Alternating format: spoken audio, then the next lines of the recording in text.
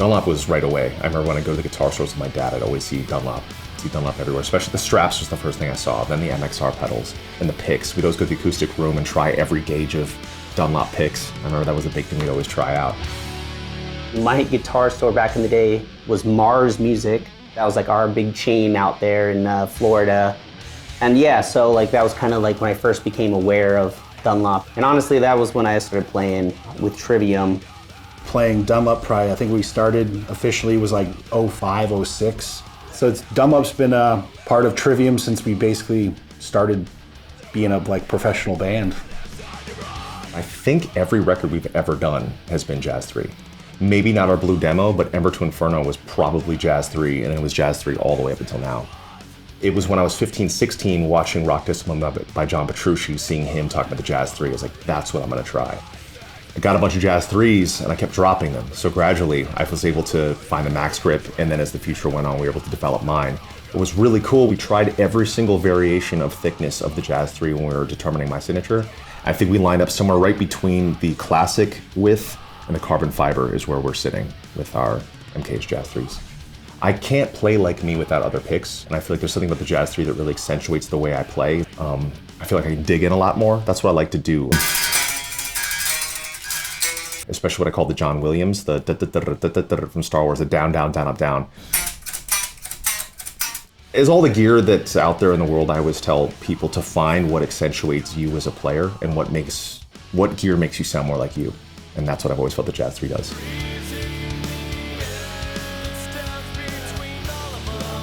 What I look for in a guitar string is something, again, that accentuates my playing, that doesn't change it, that I don't have to meld around it. You know, one most important thing for playing live and everything is just how well they can hold their tuning. The thing that I was always concerned with was just having that top end and not getting like a dull sound. I was actually using Dunlop acoustic strings well before the electric strings, and then once we started using electric strings, I was like, this is exactly what I want to use. This is exactly correct, whether I'm playing something super clean and twangy, or something that's finger-picked, or something that's shredding or trivium or whatever it may be.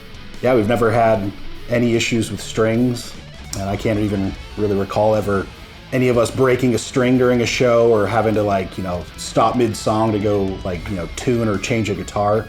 You know, I felt like the Dunlop stuff would last quite a bit without having to change them. I feel like I could go onto any amp right now and it would be fairly close to what I want it to sound like just because the strings have that brightness to them. That was really what I was looking for. And we begged, we're like, hey, can we get some signature Trivium strings? And then that was perfect, and everybody was happy. So it's really cool that we have that now as well. So for the people that want to get into modern metal, they know exactly what to go for. Because that's a daunting thing, just like picks and strings. Like kids are always asking, what gauge do I use? With our signature strings, you know, just kind of messing with gauges over the years and trying to find the right balance for being able to have that really kind of chunky, heavy, like low end with the rhythm playing, but also having where it's like with the higher strings when you're playing leads where it's not like you're fighting the guitar with it being like too tight of a tension.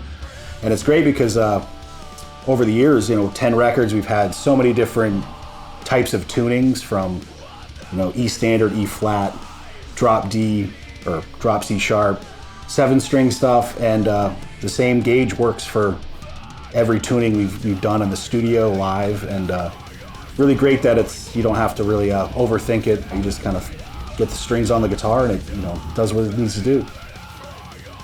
The signature set I play are based off the hybrids, because I was using the Super Brights before, but when I started playing with these, I also love that, you know, when I'm playing hard, I dig into it, and these ones definitely are a little nicer on the fingers, but they don't lose any of that high end, the thing that I'm always obsessed with.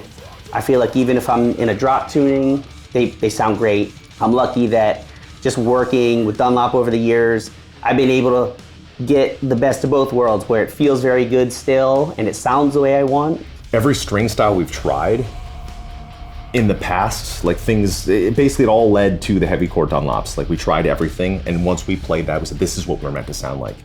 I think that with us showing, here's what we use all the time, like me and Corey are pretty different guitar players, it says a lot, because our playing is very different. But it's all about getting the most organic feel possible, and that's what I get from the strings and the picks that we use from Dunlop.